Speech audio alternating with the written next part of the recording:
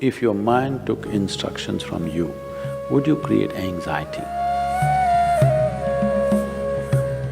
Just do the simple sadhana, all of you. You can't do any other yoga. This much you can do, isn't it? You will see, half your anxiety will start settling down. Because essentially the conflict is, there are two dimensions within you.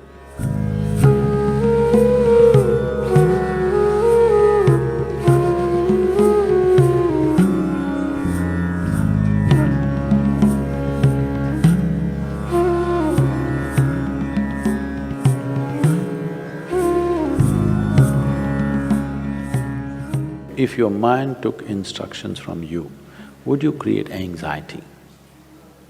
No. So don't look for answers elsewhere, elsewhere, elsewhere. It is just that your own physiology and your psychological patterns not taking instructions from you.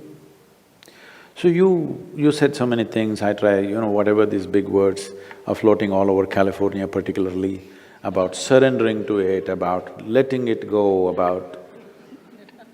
Not for one person has such a thing worked, ever. Has it, I'm asking you? You have anxiety, try to let it go. Does it go? Even a damn flu doesn't go. Yes or no? Even a simple cold does not go, you say go, does it go?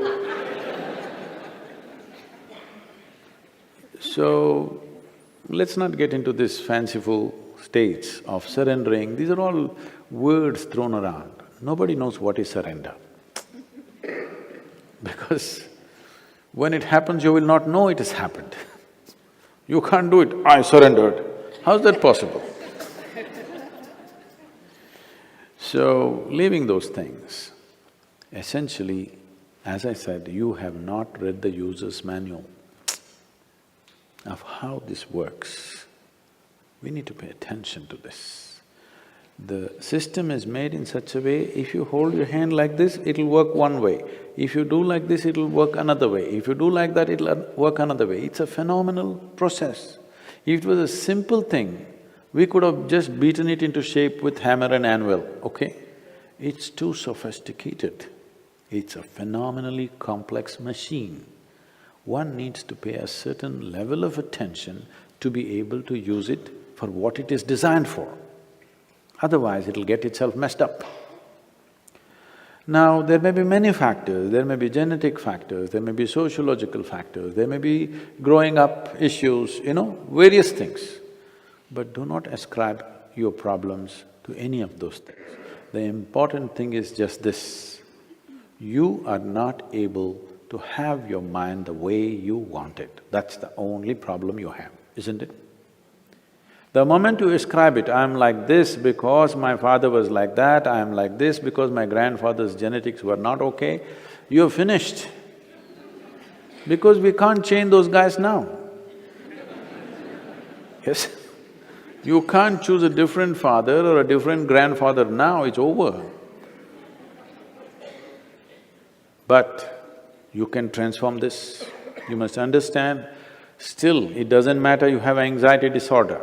Still, if you put a piece of carrot, there is an intelligence here which can transform a carrot into a human being. That means every day a new body is being manufactured within you, isn't it? In parts, a new human being is manufactured every day.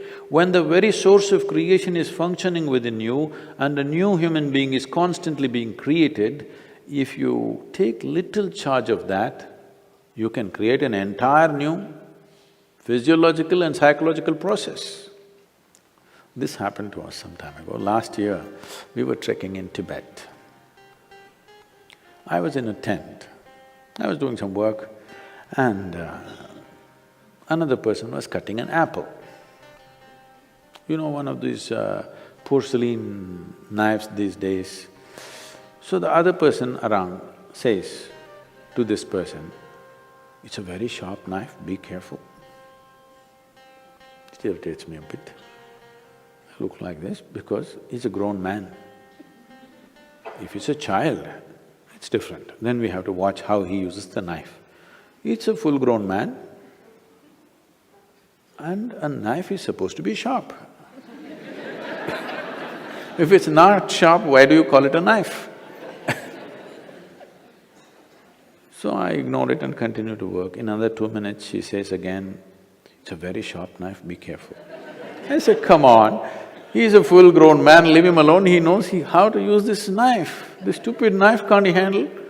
It's not some earth-moving machinery or spacecraft or something that he doesn't know how to handle. It's a knife." She says, "No, Sadhguru, it's a very sharp knife." All right. And I continue what I'm doing. In another 2 minutes, she whispers to him, "Please be careful, very sharp." And in another 2 minutes, he cuts his finger. Then I give up, okay. This is all that's happening. This is all that's happening with life. You have an intellect for which you don't have a stable enough platform. Or in other words, you have a sharp knife, a very sharp knife a very sharp knife in your hand, but your hand is not steady.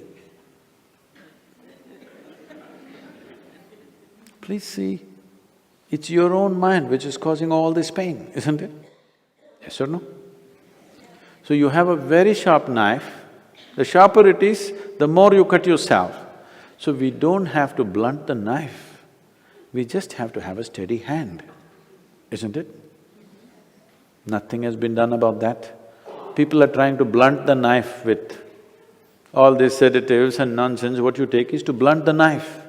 Blunting the knife is not the answer, because if you lower the possibilities of who you are, everything will be okay.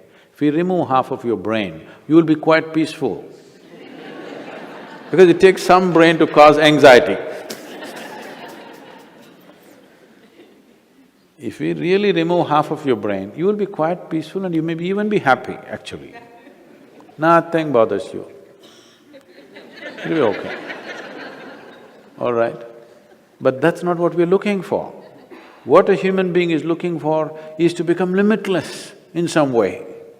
And if this has to happen, you have to create a steady platform.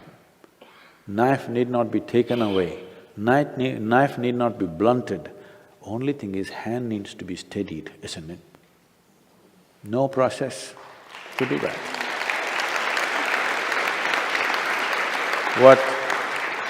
What inner engineering means, what yoga means is just this. When I say yoga, being in California, don't imagine all those impossible postures. Yoga does not mean postures, yoga means union, okay? The word yoga literally means union.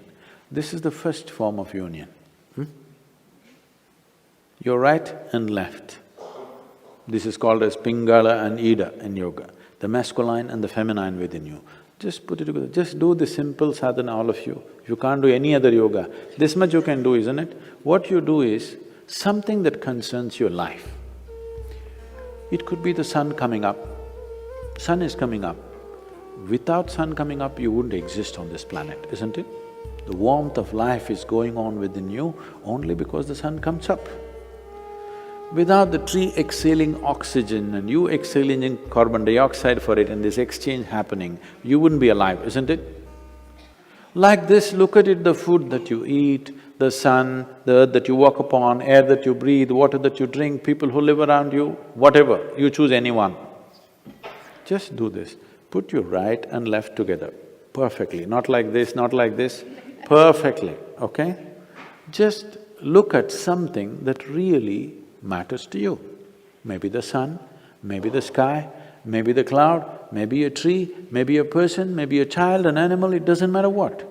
Just look at it, putting your hands together for 10-12 minutes at a stretch. You will see half your anxiety will start settling down. Because essentially the conflict is, there are two dimensions within you.